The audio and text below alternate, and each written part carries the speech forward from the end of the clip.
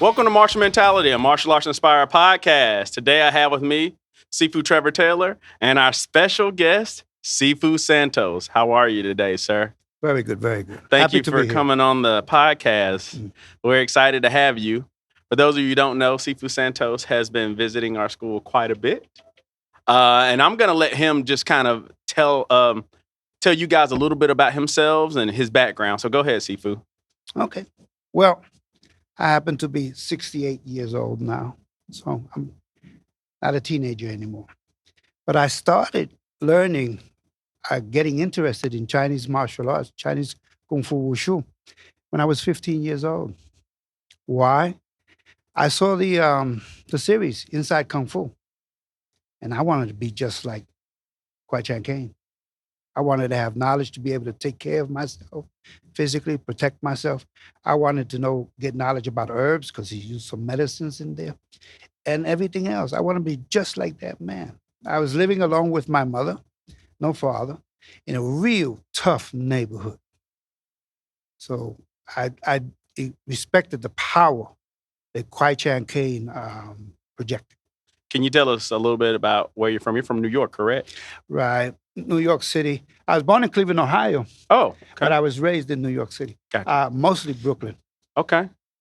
Can you give us an idea of how the scene of martial arts was during that time period when you were learning? How was that? Like, I mean, Um, my school, the Chinese Kung Fu Wushu Association, Alan Lee's, started in 1967. First in New Jersey, and then in New York. There were there was a lot of martial arts in New York City, a ton of it. Karate for the most part. The Kung Fu martial arts were in Chinatown. Mm. Okay, they were still in Chinatown at that time in '72, but then later they started to spread out.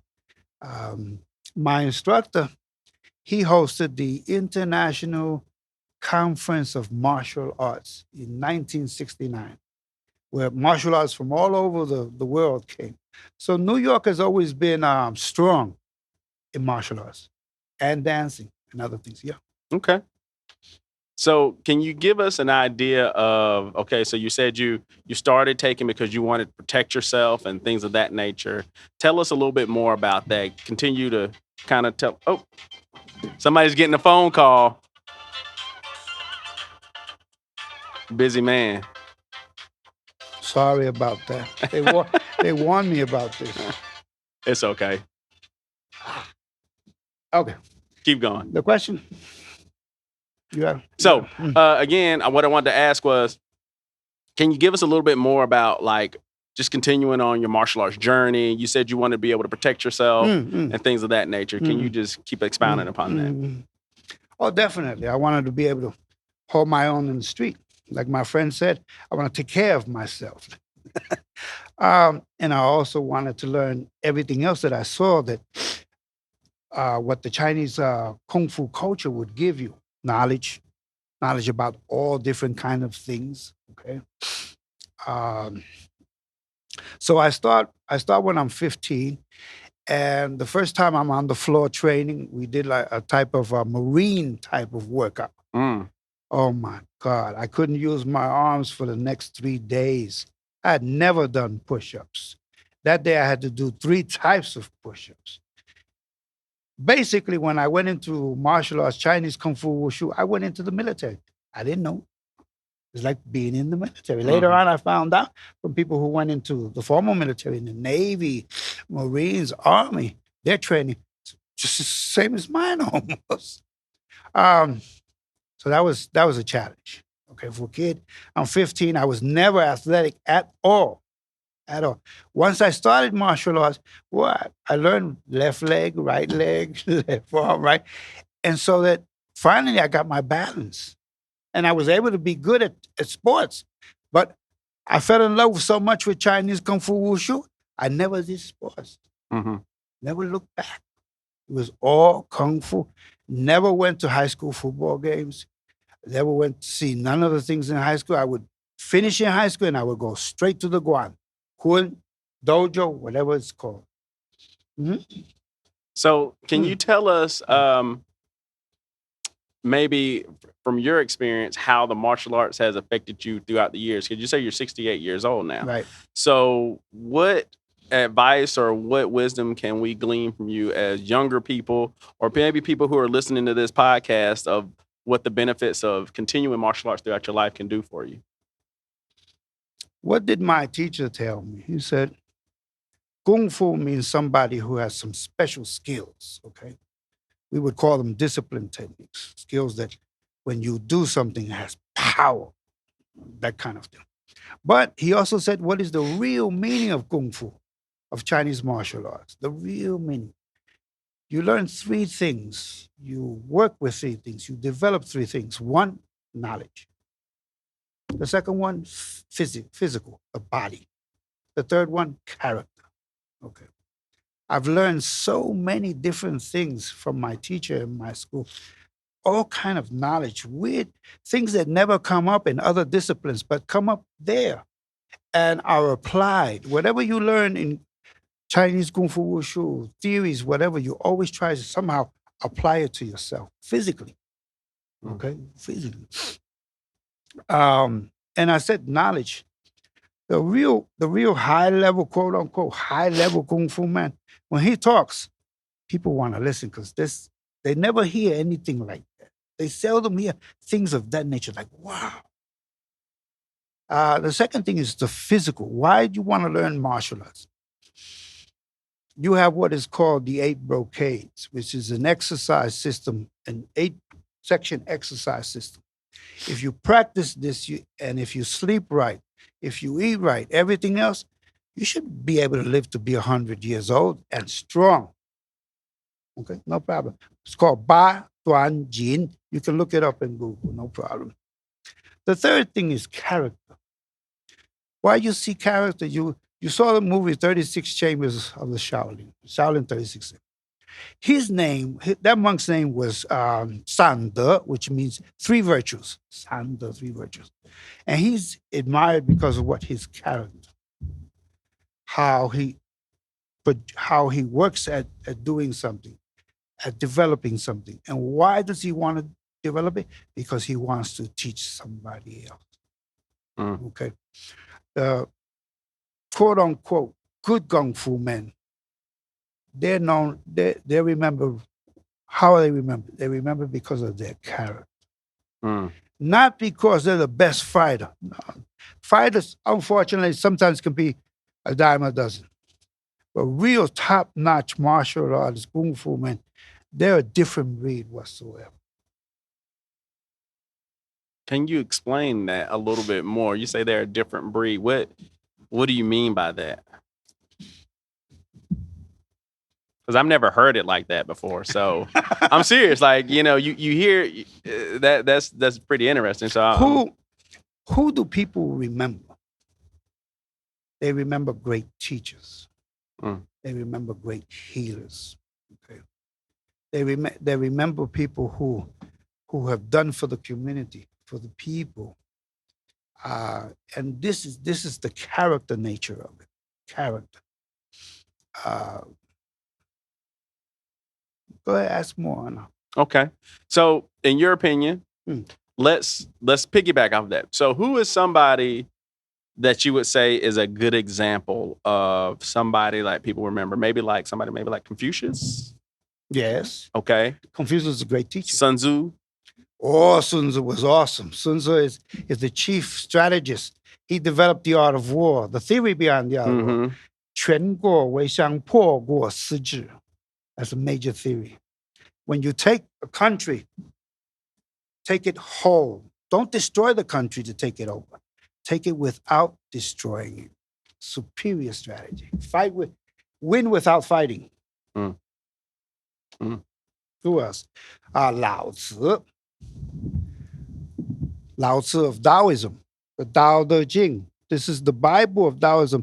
Very small, but very deep if you get into it and you can appreciate it. So fascinating.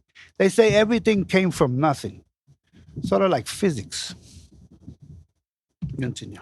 Let's since you picked up some of these. So what are some of these things that you have here Okay. that you Sure. can kind of show us? Sure. plug my Sifu, plug my school. Finally, my instructor got himself some recognition in the Deadly Art of Survival magazine. Okay, which we will be featured one day. We'll get into this magazine. We'll be I hope featured. so. Oh That'd yeah, be cool. he's friendly. They're very friendly, I hope so. and they're all over. This is the biggest martial arts magazine in the United States and maybe in the world. Okay, this is my instructor, Mr. Alan Lee from China, from Guangxi, China. He let me make a copy, so we have a copy of that article. Oh, sweet. Okay, great. Tao Te Ching, as you saw. There are many good translations of the Tao Te Ching, so there's no reason why not to get acquainted with it. But I like to study the Chinese just to get that original flavor. A book on Chinese feng shui and fortune telling. Chinese are really good at telling fortunes for some reason, sometimes very accurate. Okay. This is a Chinese almanac. You buy it once a year, Mhm. and it has all kind of old, ancient knowledge in it. Hmm. All kinds. Fascinating stuff. If you want to study that. My dictionaries. This dictionary is made in China. It's basically Chinese English, English Chinese, and it helps a lot. Chinese is not impossible to learn. It's not. It just takes some effort. You got to work at it. Take some gung fu. A lot of kung fu. Kung fu, kung fu. There's another dictionary, and as you can see, all my dictionaries get destroyed eventually. This is like 5th generation already. Terrible. And this is a red towel. Believe it or not, we put a red towel on the back of our uniform on the sash. They know what a sash is? You can explain it if you like, sir. No. Well, many schools of Chinese martial arts in particular always have a type of belt, long, black, different colors, and that is their basic sash. Some schools use the sash to indicate rank. We use our sash to hold the pants up. And if you're injured, compound fracture kind of thing, you take the belt out, make your tourniquet, and you survive for another day. Mm. Yeah. Yeah, y'all thought it was only there for rank and embellishment. Well, I knew there was more to it because I've actually heard stories that the sash was also kind of almost like a weight belt to help support the lower back as many well. different functions, functions. And I guess in some schools, secret weapon too. Yeah, right, you can hide weapons in Yeah. there and do all kinds of other things. Yeah, so I know it has multi uses that we kind of don't use today, but I mean it's historical. They used it before. That's for Correct. sure. Right. Exactly. They were busy Exactly. So keep going with the towel Yeah, because so I really let's- want to know So about the towel. this is one of our features. This is Mr. Lee's, my instructor's creation. We wear the towel on the back of the belt. Of course, it's there to clean and take away your sweat and clean your sweat, dry your hands. That's true, no problem. But hey, if you need a weapon, it can become a weapon. If you wet it down, it's definitely a weapon. Oh yeah, Okay. those things hurt. And if you're poor, you got no place to practice. Okay, you put this on a hard surface, and boom, boom, boom. Oh, use it for Huh. conditioning purposes. Those kung fu people, they think too much. Boom, boom, boom. Especially who? Jin Yi Wei.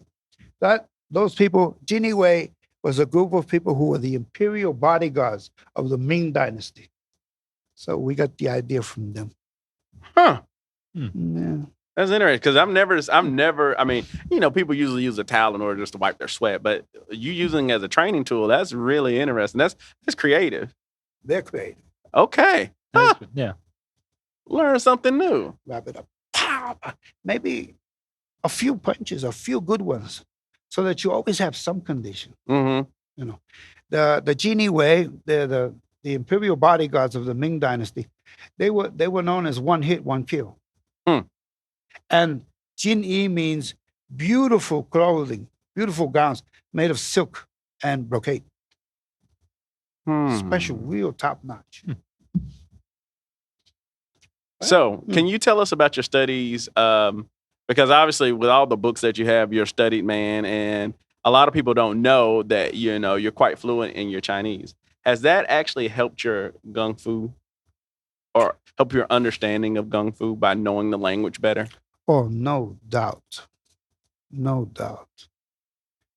I get I think I have a different perspective than the person who doesn't know Chinese. And I think it's hard to say this, but if you are a grandmaster in a Chinese art like this, you should have some basic level of Chinese. You should. I think you might miss something if you don't have it. Mm. Otherwise, you have to work harder to make sure that you cover every detail. Mhm. You have to transcribe a lot Mhm. of things Mm. to get to that nitty gritty, and then be careful because you might miss something. I'm I've seen like as I get deeper into my own learning of just not even Chinese martial arts, just martial arts in general, whatever country that it comes from, Mm. there is a different aspect when you understand culture, when you understand language, because there are certain things that don't translate well into English. No. And you try to explain something and you're kind of like, that doesn't quite, that's not quite right. You really have to work at it. And I said the word is transcribe. Every point has to be explained.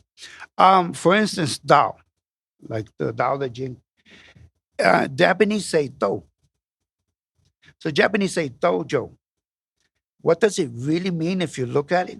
It means the place where you talk about the Tao, the way. Mm, It's like a Taoist temple, a small Taoist temple. mm, And it has that kind of feel. Yes, it mm-hmm, does. mm-hmm. Uh-huh. Mm. Dojo, Tao, Tao Guan. See, that makes a complete difference Mhm. when you think about, what a dojo is. Everybody's think, oh, just a martial arts school. That's what you Right. call the martial arts school. But like when you make it sound like that, you go, oh, it's more than that. And to the old instructors, definitely was more than that. The martial arts aspect was just one stage of it. Again, developing the character of the person. Hmm. Yeah. Do you feel that in more modern martial arts, Mm. do you feel that people are losing that aspect of developing character? From what I see now, from what because I'm out there now and I'm meeting with a lot of people. Believe it or not, they're developing character. Okay, that's good. There's salvation out there. Yes. It's happening. I mean, the younger people, well, they're going to be all about the physical and all about ego and pride and I can be him, I can be that one. But as you get older, that disappears, and it's brotherhood, it's friendship, admiration, love that you're looking for, Right, and you give. right. Okay. I kind of feel like, and I don't know how Trevor feels about this because he's younger than me, but I know for myself, I'm in my 40s, so I'm almost in like a quasi state of I'm still physical, but then I'm sort of kind of transitioning into the whole, like you said, the brotherhood and stuff. I've always kind of been that way, but more so now. Um, I don't know. It's a weird transition for me as I age because I feel like I'm kind of like right in the middle right now. I'm not old, but I'm not young. You know, I'm just kind of like right there. Well, stay physical as long as you can. Oh, I plan to. Yes, sir. Oh no, I'm definitely. It's not that I'm not physical, but it's just my mindset's changing. I guess it is. You're getting what, more mature. Maybe that's what it is. Maybe I'm getting more mature. Yeah. My teacher said there were three levels to kung fu, the study of kung fu, the kung fu mans. There were three levels. At the first level, you were a student. Hmm. Okay, right. You rise up to that level. Now you're an instructor. Right. Okay, and through that level, you're an instructor. People get to know you. You shine like the sun. Wow, you develop power. Whatever. And then at the last stage, now you're retired. You pull back. Mm. You become very humble. Mm. And what do you do at this stage? You still practice your meditation. You still do your breathing. but you're thinking about, well, I heard about this technique that they used to do or that they used to do. Now you try to figure out those things. Mhm. You study what is called dying techniques, dying arts. Mm. Yeah, you're getting deeper and deeper and deeper. So that your students will come and see you once in a while. Only your students know who you are. They'll come and see you. But you always have something new to tell your students, a new development. It's interesting you say that because when you say that, that describes, and may he rest in peace, a gentleman by the name of Grandmaster Wayne Lewis. He was exactly how you said. Mm-hmm.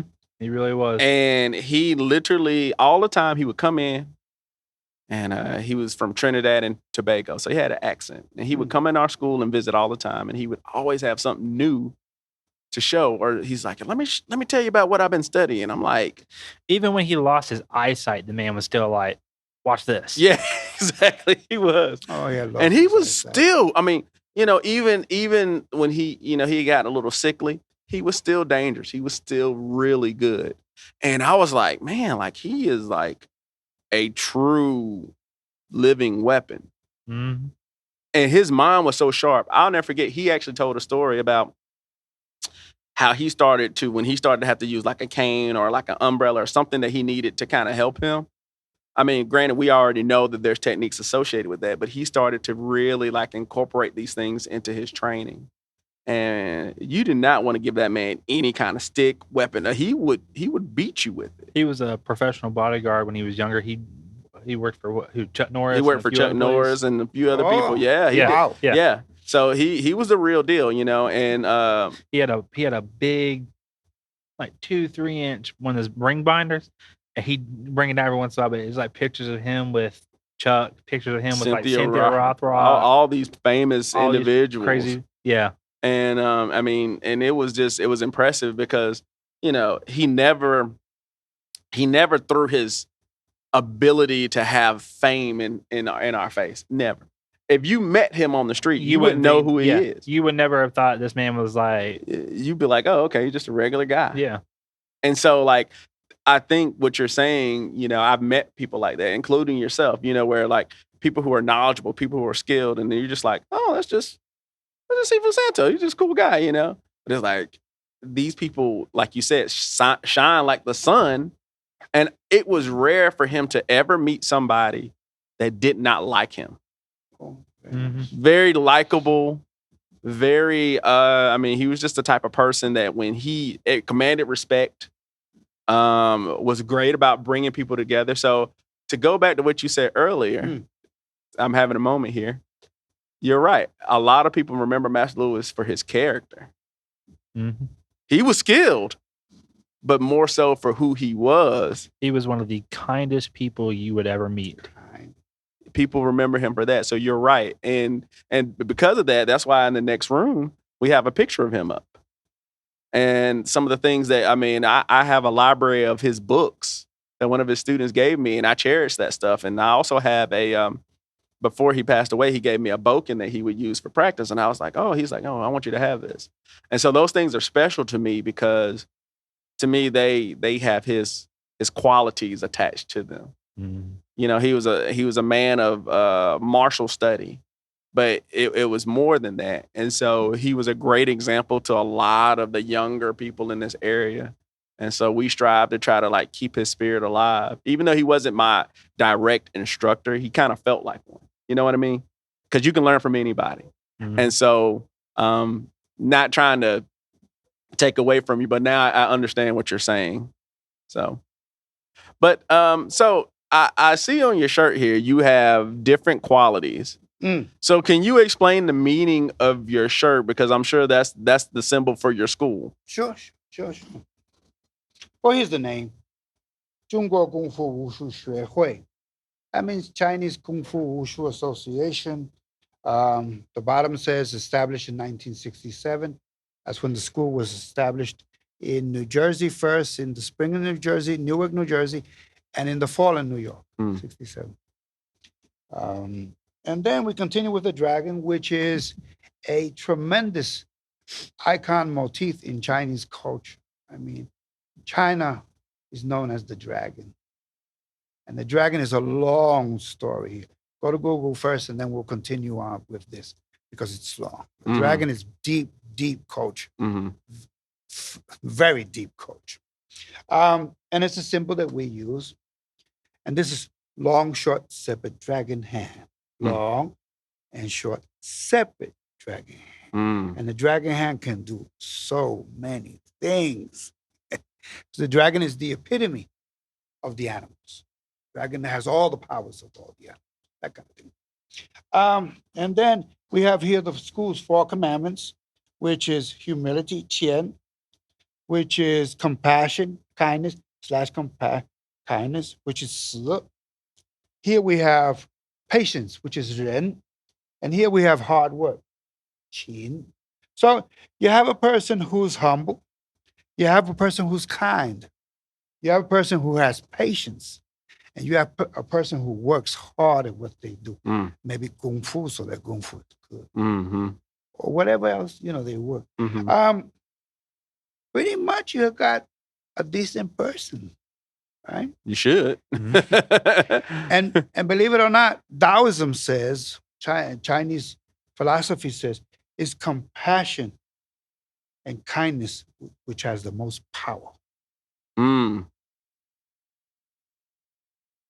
Like in the movie Santos, in the movie 36 Chambers of the Shaolin Temple. He is training because he wants to go out and help people and do for people.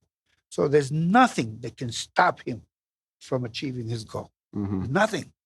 It's just he can generate, he can pull in that much inspiration and power. It's interesting that you say that because I have found, and I've talked about this on previous podcasts, that my motivation of helping my students and my peers does give me strength. It actually makes me work harder because now it's like, oh, I need to make sure that I understand, that I am up to standard, that I'm not lagging behind. Of course, I'm human. Sometimes I have my days. Sometimes I got a good day. Sometimes I don't have a not so good day. But I do find myself wanting to continue to strive so I don't get worn down by, because sometimes as life and martial arts and stuff like that and all the responsibilities, sometimes you just go, man, I just want to just sleep in today. I don't want to do this. I don't want to get up. I don't want to train. But I start thinking about the people around me that depend on me, the people around me that expect me to be where I need to be, expect me to do what I need to do. And I go, no, I got to do this. And so it gives me strength. It gives me power to continue to push forward. Motivation, that's the word. Motivation, that's the word. And that's why I say, I guess I'm in that. That's why I said I feel like I'm changing because at one point, it wasn't my motivation. I had a different motivation. My motivation was more intrinsic in as far as like, I want power for myself, I want to be good at martial arts because I want to be the best, or I want to beat this guy and beat that guy. And now it's not so much in that, like you said, like, well, I don't have to prove anything to anybody. I used to have this mindset of I have to prove myself to my peers, especially with me being younger than a lot of people around me. So I got to prove myself. I got to, you're going to respect me. And now it's kind of like, I forget it. If you respect me, great. If you don't, it's okay. The people who are supposed to love me will love me, and the people who don't like me will not like me. And I can't make you like me. No. But so everything that you're talking about, just, I don't know, I guess it's kind of hitting a chord. So I don't know if this is a podcast or therapy right now. So yeah, it could be a combination. There's nothing wrong with that. Right. So Sifu, let me also ask you as far as these chopsticks. You said that these were, what did you call them before? Probably one of the greatest inventions of Chinese culture. So for those of you who can see right here, Sifu actually gave us some chopsticks.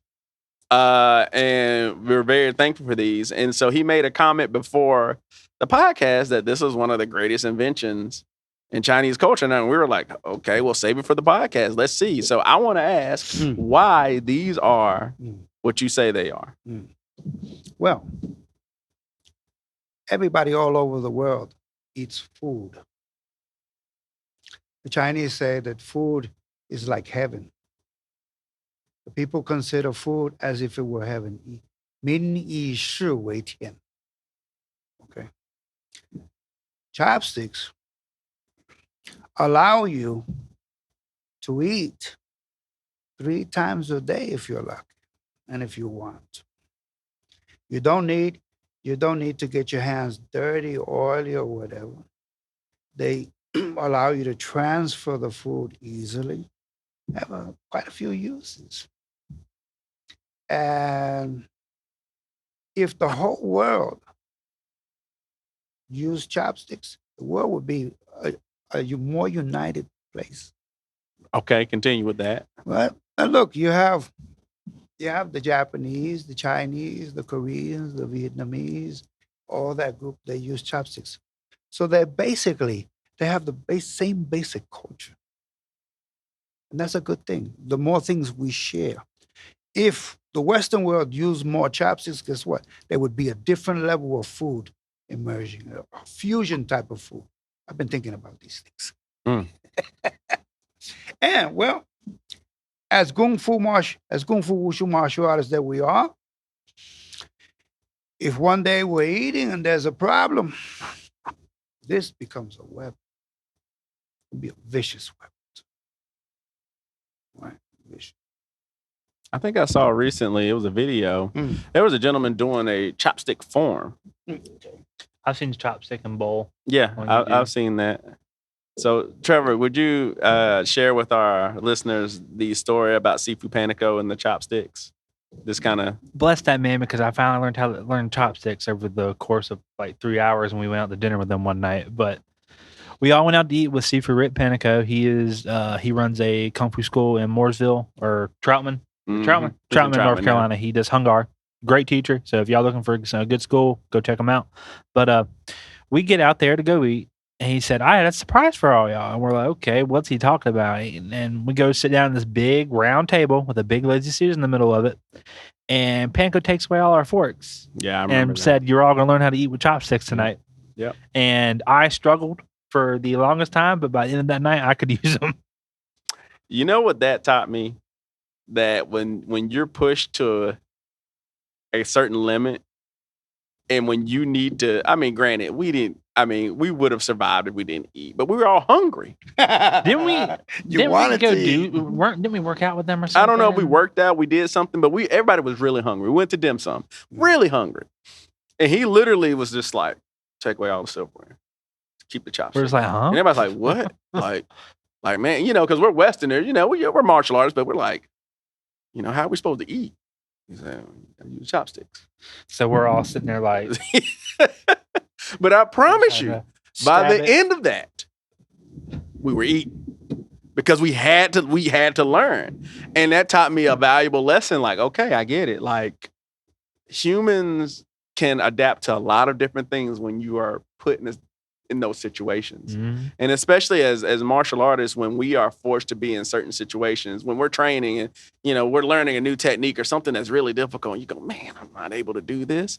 But when it's like, no, that Sifu or that teacher or whoever that instructor says, no, you're going to do it. Do it like this. Keep doing it. Keep doing it. And like you said before, it's that hard work. It's the patience, the patience that you need to learn something. You have it up there too, that word, patience. Yes. It's in your altar. Yes. And that's the thing that we try to make sure that we're learning, because some things don't come quickly. They just don't.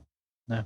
Kung Fu means hard work for a reason. But as you said before, it can be hard for a Western society to try to learn Eastern philosophy because we're not from there. So we're trying to integrate in their world and think how they think.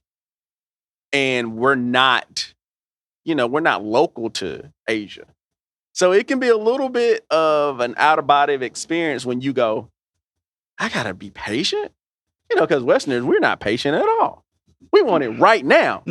I want my food. I want whatever it is right now. And it better be hot and it better be the way I want it. Because if it's not, I am going to throw a fit.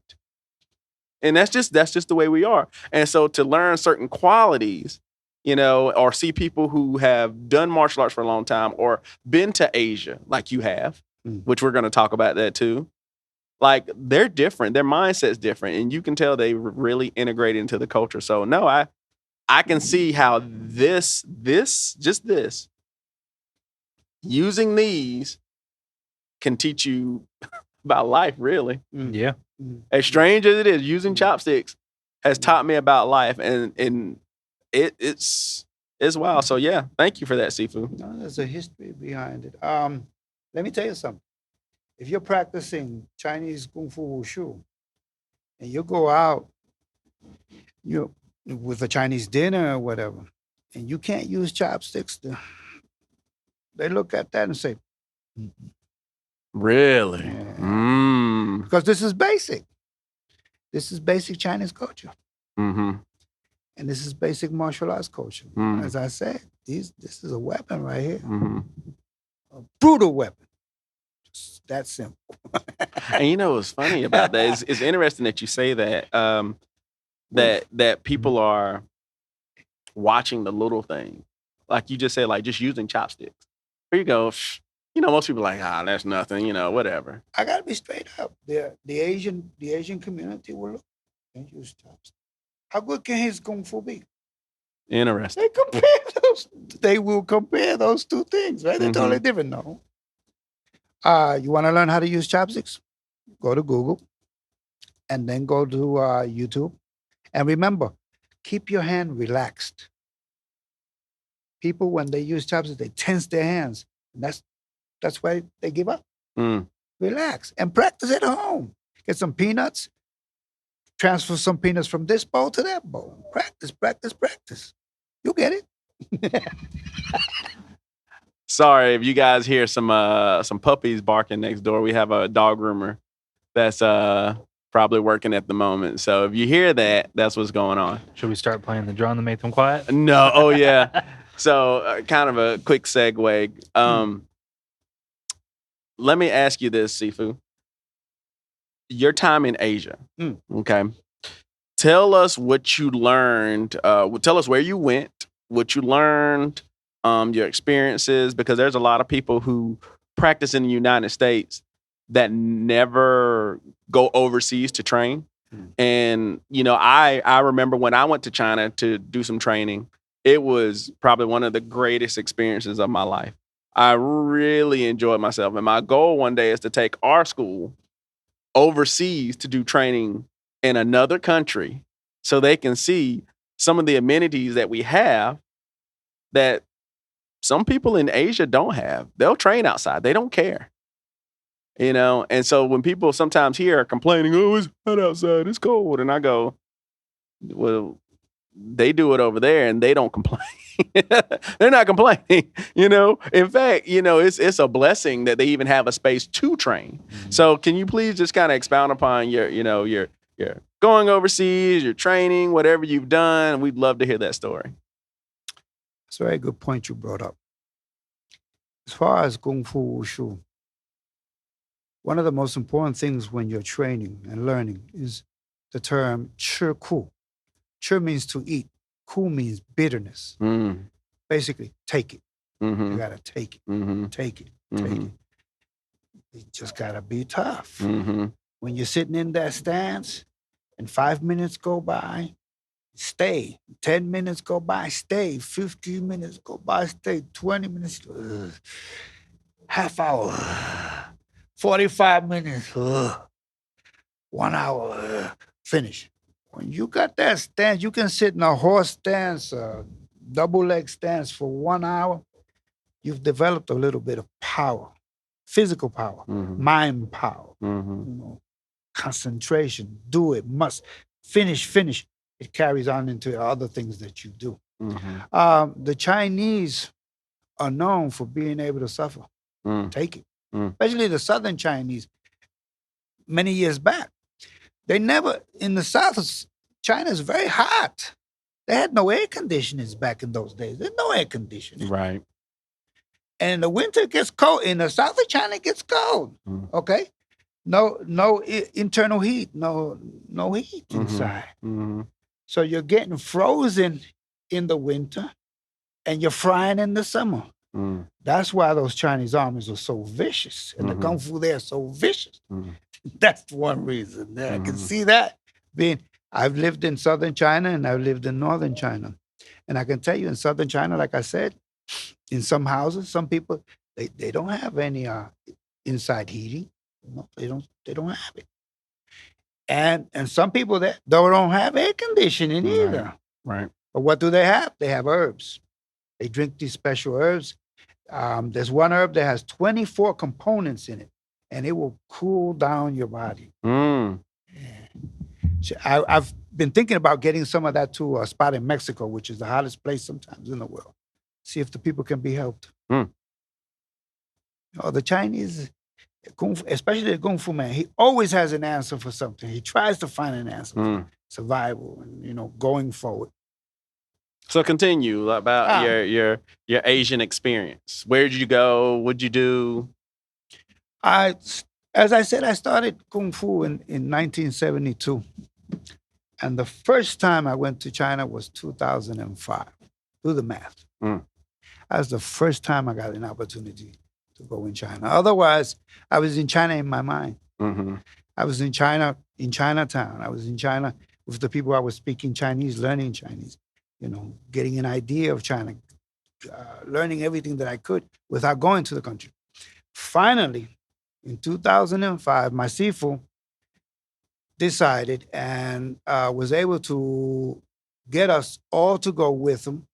102 people. He made 103. Wow. Yeah. Wherever we went, we had 3 buses as an experience. And of course, we went to Beijing. Everybody goes to Beijing. That's the capital. But for me personally, after all those years trying so hard to keep learning Chinese culture, keep my Chinese alive, right? To me, it was a tremendous experience to me, deep into my bones. Like, wow, I'm finally here. I can see this, I can see that. I'm looking at the sky, looking at the stars. I'm saying, oh, this is what Kong Ming used to look at. Who is Kong Ming? Got to read the 3 Kingdoms. He is the most superior, the best strategist during the 3 Kingdoms era. Former name Zhu Geliang. You mentioned that to Chinese high-level politicians, officers or whatever, you get a lot of respect, mutual respect. So we went to Beijing. Then we went to Xi'an, saw the terracotta soldiers. Wow. Oh, I bet that was cool. Very cool, very cool. And we got a tour of the city. And during the tour of the city, I asked permission from the tour guide to let me say something. She's expounding all the attributes and the history of what we're seeing, what we're doing. And I said, Miss Lee, can I say something, please? I said, sure. And I told them a little story about something related to Kung Fu. When the first emperor of the Han Dynasty, before he became emperor, there was a meeting. And a person by the name of Shuang Zhuang wanted to kill him. Mm-hmm. So the method to kill him, he said, well, let me dance with the sword, with the double-edged sword. Well, I'm going to dance with it. And he's dancing with it and moving around, but his intention was to get close to Liu Bang, the would-be emperor of the Han Dynasty, so he could cut him. But luckily, somebody else saw through that and got in the way and whatever, and it didn't happen then. So I told that story. And then I expanded into how that story, there's a phrase that comes out of there, how that phrase basically indicates that there was a lot more martial arts way before the Shaolin Temple. Shaolin Temple is great, it's fantastic, it's tremendous, a lot of history. But Chinese Kung Fu, Wushu, martial arts goes way, way back before Shaolin Temple. Yeah, way, way back. It seems Chinese martial arts, Kung Fu, Wushu, originates basically when people stopped being cavemen. Hmm. It's already then. The first group teaches one group how to fight so they can defend the fruit trees that are there. So those are their fruit trees. You can't. They know how to. They learn how to. You follow me? Mm-hmm. It's like that. And then whoever was able to formulate an army would control an area, could basically set up a country. And the warfare there is a lot of hand to hand. Right, because they didn't have guns and things of No. that nature. Not yet, anyway. Yeah, yeah. It's all hand to hand. So if you had better fighters, you could probably control a country or control an area. And who fights the best? The generals. And what do the generals do? The generals teach their sons. Mm-hmm. Their sons teach their sons. Chinese culture can be very sometimes. Chuan Nei, Chuan Wai. Teach the inner people. Don't teach the outer people. So first I teach your family. Then I teach my students. Don't teach nobody else. Mm. Chuan Nan Bu Chuan Nu. Teach the males. Don't teach females. Mm. That's a very bad point. Although in Chinese history, many females were able to learn Kung Fu and became very good at it. Okay, there are a lot of stories. But normally it's a male dominating and dominated within the clan. Mm-hmm. Keep it inside. Mm-hmm. And going way back since the beginning, since before they called themselves Chinese. Mm-hmm. It's that old. So continue, continue about your Asian experience. Okay. This is getting good. Yes. So after I gave the little speech on the bus, the next day, Mr. Lee, my instructor, my Sifu, says, "Come here, Louis. I thought about something." And he wrote up an essay for me. He gave me an essay. Mm. I should have brought it today. I forgot. I didn't think about it. The essay, he wrote it in used computer paper. He got some computer paper that, that it was printed on one side. So he wrote the essay on the other side. The essay is awesome stuff. The essay talks about the imperial Jade, the Jade Emperor. The Jade Emperor in Chinese mythology is the chief power of heaven. And the essay says when the Jade Emperor goes to war, clouds become flags, rain turn into arrows, so on and so on. I'll remember a little bit more later. I'm getting old here. And when the Dragon King holds a feast, okay, the stars are like his candles. The moon is like his lamp. The ocean is like his cup of wine. Mm. Yeah. Wow, that's kind of deep, man. All the stuff you're saying. Which you find, where does that come from? That comes from the Journey to the West, the Monkey King story. It's this theory there. And even though that sounds like, it's about children, it's about fairy tales or whatever, it can be taken on a different serious level. Mm-hmm. Serious level. Whoa. Clouds become flags. Wind becomes knives. It's true now. When you have a tornado or whatever, it tears the trees in two, right? It becomes knives. That's You ever seen like when it takes like grass or like sticks and stuff, like little twigs, and they'll put it through a Oh yeah, they'll 2-inch pierce. They will pierce metal. Yeah, it goes that fast. They'll take a chopstick, or something like this, and it will literally go through a building. Scary how much force you can generate with something like that. So no, you're correct. And so that was part of it. Then he had another part of it. Of course I kept the paper, dated it and everything. And he's fair. My teacher's fair. Later on, he shared the same information with the rest of the group a few times. Not just me. It's everybody, but I got it first. Mm.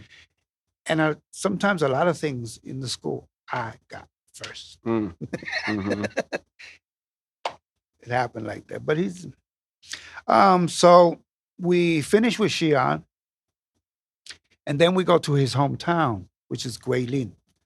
Guilin happens to be one of the biggest tourism spots in China. Mm-hmm. Guilin is beautiful. just beautiful. The mountains, the type of formation of the mountains is so different. Go there late spring and summer. Winter, not beautiful. But late spring and summer, go to Guilin if you can. You should enjoy it. That was his hometown. So we were greeted by the mayor of the town, by the governor of the area. Hundreds of people were there when we went into his village. It was awesome. Firecrackers all over the place. Felt like celebrities, huh? Yes, no doubt. For real. Oh, yes. I remember feeling like I that. think it's filmed somewhere too. It, And we have a book. We have a book also that we offer concerning the trip. It's called The Trip of a Lifetime. Has a lot of Mr. Lee's information and information about the trip and this, a lot of, build up to the story. Get a copy one day. yes, sir. How to do that? Then that was with that group. I went to Beijing, Xi'an, and Guilin with the group that came with Mr. Lee. But I personally continued on to Chongqing, which is the mountain city. From Chongqing, I went to the Green City, where the Green City sword form comes from. The Green City sword techniques come from. West of Chengdu, it's Taoist. It's a Taoist mountain. I went there. I prayed there. From there, I flew to Guangdong, Guangzhou, and everything was like wow to me. Martial arts, I didn't see any. Didn't see any. Didn't really see any. My friends saw some kind of martial arts show, but I didn't go to that show. I went somewhere else local. I was trying to get the local scene. Whatever. But my trip to China, because I had studied Chinese culture so long, language so long, it was like, wow, coming home it was like, wow, finally I'm back. That kind of thing. Are you trying to go back again? Sure, but on a different level, I think. Different level. China, can be lonely for me sometimes. I like a different mix of cultures. In New York, I'll stay with the Chinese enclave. I'll enjoy that. But then, I need a change. I want to go to McDonald's somewhere. Right. Or I love my American TV, my movies or whatever, so I'm that kind. And to live that kind of life in China, you got to have money. You have to have money. You got to be in Shanghai, which is super expensive, but great. If you have the money, go to Shanghai.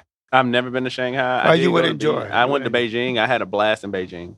But I would love to go to Shanghai. And I have a buddy in Taiwan. He was on a previous episode. Shout out to Justin Caleb Cooper. And I have promised him that I need to come out to Taiwan. We got to make a point in the next couple of years. We got to go. We are planning to go, hopefully, with if things work out the way I'm hoping, maybe next year, hopefully. We'll see. I want to go with them. Yeah. I've been to Taiwan 4 times. I like Taiwan too. Yeah, I hear Taiwan's a cool place. Oh, definitely. Definitely. I hear it's really cool. And a lot of Kung Fu Wushu. A lot. And some real top-notch stuff too. Really. Because the bodyguards for the officials there, their Kung Fu is excellent. Really, really good. Otherwise, you're not going to be a bodyguard. Right, that makes sense. This last time I went to China, I was there for 10 months in Shanghai. And I visited Taiwan once. I went to Hunan. I flew to Hunan once. I flew to Hong Kong about 3 times. Okay. Hong Kong was quite an experience. That was basically the first time that I had really been in Hong Kong. What was that like? Oh, nice. Hong Kong, it's a city. An extension of Flushing or Chinese enclaves in the United States, very similar. But different in that Shanghai, the buildings are all so tall. Everything's tall because they had limited room and such a big population. So they had to build up. Versus down. Oh, they built up. And then China eventually copied that also. So in China, everything's high. Shanghai, forget about it. Many, many more skyscrapers than New York. Many more. And Shanghai is 6 times bigger than New York. Mm-hmm. So many going straight up. Everything's so high. You got claustrophobia, you got a problem. So, Oh, by the way, Kung Fu in Shanghai, the Jingwu is still there. oh, Jingwu okay. is still there, still running.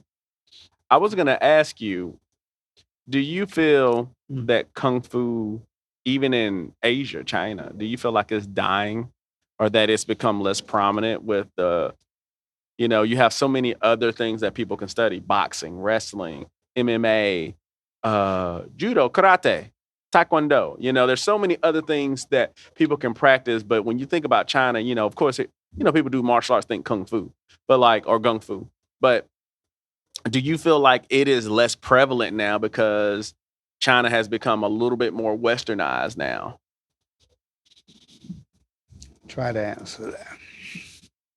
In China, there's tons of taekwondo. Mm. Tons of it. Everywhere. Taekwondo is a big thing. It's a status symbol. My child's doing taekwondo. Kung Fu, traditional Kung Fu. You see some schools, but it's a little hard. Why? Chinese government really is controlling it. Mm-hmm. They're controlling it. They don't want no issues coming out of private individual schools. Because remember, you had the Boxer Rebellion. Right. I was going to say, like, that must be remnants of the Boxer Rebellion. And other things too. So who has good Kung Fu training? The military. Mm. The military has, but selective thing. They're good at the China kind of thing. Some striking, but so they're good at it. In Shanghai, you have someone that's teaching 7-star praying mantis Okay. in Shanghai. And where I was in Zhujiajiao, there was someone teaching there. I never got to get there, but I heard about them. So there are schools. In China, because like you said, there's so many other things to do. Right. Whatever. So that's a pretty selective areas. Only a certain type of people will go there to gravitate to that. Okay. It's not the biggest craze, but still there.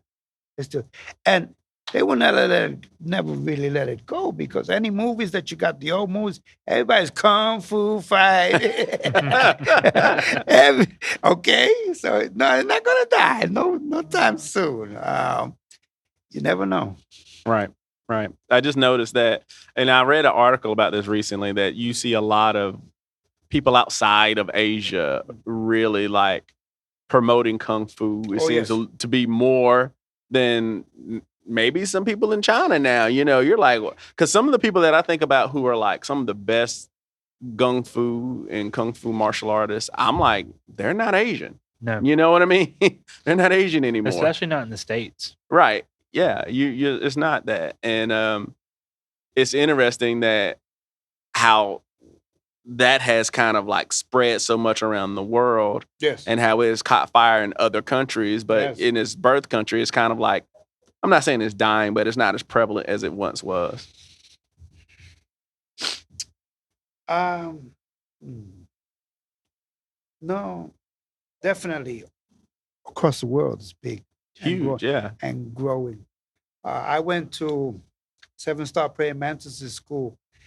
Their Sifu died, so I went to the Sifu's services in Hong Kong, and he had students come from all over the world, all over the world. Yugoslavia, Serbia, Greece, Germany, all over the world. That man was able to establish schools and students and whatever. And I go on Facebook and I look, and everybody's kung fu fighting. They kung fu fighting in India, in Egypt, Africa, Europe, all over the place. Brazil. Mm-hmm. Brazil's going crazy with some kung fu. Yeah, they have There's a lot big- of schools in South America. They do, yeah, they really Eagle do. claws all over the place in Brazil, Argentina. Mucho kung fu. There's a big Northern Shaolin contingent in South America. Brazil, particularly. Yeah. and they're taking their stuff serious. Oh yes. They're Oh, serious. well, they have to. That They're country serious. is not for the light of heart. Yeah, They're no, taking their stuff. No, Argentina. Brazil, Argentina, they're nice areas, but they're dangerous They're too. dangerous. Yeah, you got to make sure your stuff works. No, they're taking it serious. They're going into details and everything. You got Miss Chun, who's teaching in Argentina. Very good teacher, very detailed. Speaks real good Spanish. Oh yeah, it's happening. And oh, definitely every country out there is growing. So, for us here, get our Chinese together, keep our connections, we can go all over. We can be the Chinese connection. Yeah, why not? So, Sifu, do you have anything else you want to share with us before we give our Southern goodbyes? And of course, there's a lot of things that can be said, you can in one session. But you're interested in Chinese martial arts. You're interested in martial arts, period. Give it a shot. Work at it. If you're doing karate, what I would tell you is keep the feet warm, because Chinese medicine says if the feet are cold, the kidneys will get hurt. Mm. The kidneys start to deteriorate, the power in the kidneys.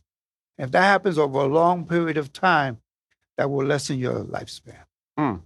So what I'm saying is be careful. Wear more shoes. Wear those light shoes, those light martial arts shoes. Tradition is tradition, I understand.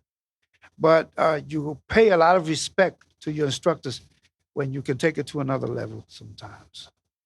And understand why they were barefoot. They were barefoot because they were in an environment that didn't really hurt them, per se. Mm. Except, some of the samurai type guys that, so what? If I got to practice on ice, big deal. I had also heard that it was a religious thing too, the whole barefoot thing, but I could be wrong. It's possible. I don't know. And I also thought it was just the fact that people were just poor and sometimes you couldn't afford shoes. That too. Yes. And also practicing inside. The Japanese take their footwear off. So Right. You want to keep That's true the area too. clean. Yes. And Japanese karate comes from Okinawan karate. Mm-hmm. So they were practicing inside, probably keeping the practice secret also, But wear those shoes if you can. Light shoes. That's it. All right. Well, Sifu, thank you for joining us today. Thank you, It sir. was always interesting to hear about your stories. Thank you for visiting our school. And you're you're going back up north again, right? Yeah. pretty Okay. soon, going back to New York. I don't know for how long, but going to New York again. Well, we'll probably see you again. Thank you. You'll be Thank back. you. You'll be back. Thank you. They're great hosts. Come on down if you can visit. Come to the tournament. You're going to have a tournament soon, right? Yes. So hopefully we can get this episode out before the tournament. But for those of you, we have the Fall Classic, October 25th, 2025. We love to have you guys come out and participate. It is going to be a great event. And yeah, I mean, October 19th is the last day for our early bird special. It's $100. If you pay after that point, it's $120, or at the door is $120. And those of you who who teach, or if you have advanced students, we want to give you guys an opportunity to do some judging. So go online to www.kungfuforever.com. Click on the tournaments tab. You'll see the competitor registration, but you'll see judges registration. Register to judge. Judging is a skill, and it's something that you have to practice. So what better way to learn how to judge than to actually come to the tournament and judge? So there's something for everybody there. If you just want to watch some good martial arts, come and spectate. So you're all welcome. And thank you for plugging that, Sifu. Yes, I wouldn't sir. have just thought about it, but thank you so much. Thank you. So, and this is Martial Mentality, and we're signing out. Peace.